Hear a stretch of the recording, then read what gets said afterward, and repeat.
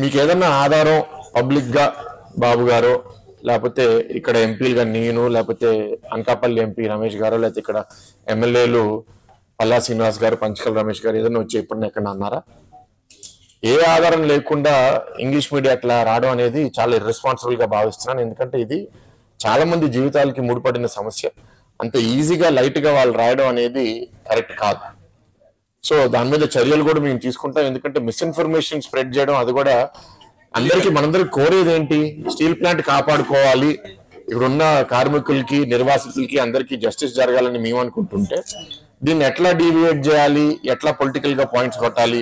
వాళ్ళు పవర్ లో ఉన్నప్పుడు 5 ఏళ్ళు చేయలేకపోయారు, ప్రతిపక్షంలో ఉన్నప్పుడన్నా మా పని మమ్మల్ని చేయనివ్వచ్చు కదా. ఇవాళ బాగా రివ్యూ చేసామండి.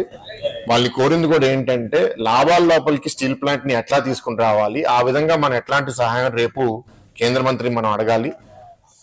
ఏదైతే సపోర్ట్ వాళ్ళు చేయగలిగితే మనకి వేరే వేరే సోర్సెస్, ఇందాక పల్లా గారు కూడా చెప్పారు, ఆ సోర్సెస్ నుంచి ఫండ్స్ అన్ని మనం తీసుకొచ్చి ప్రొడక్షన్ కెపాసిటీ పెంచుకోగలగాలి. ఇప్పుడు ఇంచుమించు హాఫ్ ప్రొడక్షన్ కెపాసిటీలోనే ఉన్నాము. ఫుల్ కెపాసిటీకి వెళ్తేనే మనకి మంచి లాభాలు వస్తాయి, మనం ఈ అప్పు కూడా తీర్చుకోగలుగుతాము. అండ్ ఆ ప్రైవేటైజేషన్ డిస్కషనే ఆగిపోతుంది. అప్పుడు ఇక్కడ అన్ని సమస్యలు, జీతాల సమస్యలు అవనివ్వండి లేకపోతే నిర్వాసితుల సమస్యలు అన్ని మనం పరిష్కరించగలుగుతాం. కానీ దీనికి చాలా కమిట్మెంట్ కేంద్ర ప్రభుత్వం నుంచి కావాలి. కాబట్టి రేపు మీటింగ్ లో చాలా స్పష్టంగా కేంద్ర మంత్రికి కూడా ప్రజెంట్ చేయాలని వాళ్ళ టీంతో కూడా మాట్లాడడం జరిగింది.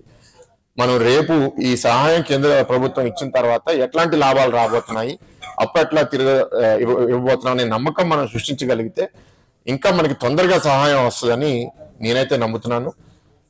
టీం కూడా మీ అందరికీ చెప్తున్నాను, చాలా మంది అపోహలు కూడా సృష్టిస్తున్నారు, ఇక్కడ పనిచేయరని లేకపోతే ఇక్కడ టెక్నికల్ నాలెడ్జ్ లేదని.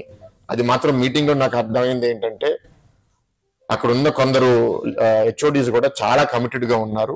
అండ్ ఈ ప్లాంట్ లో వర్కర్స్ కూడా చాలా బాగా పనిచేస్తున్నారని ఒక బయట నుంచి వచ్చిన ఆఫీసర్ కూడా చెప్పారంటే నాకు చాలా సంతోషంగా ఉంది.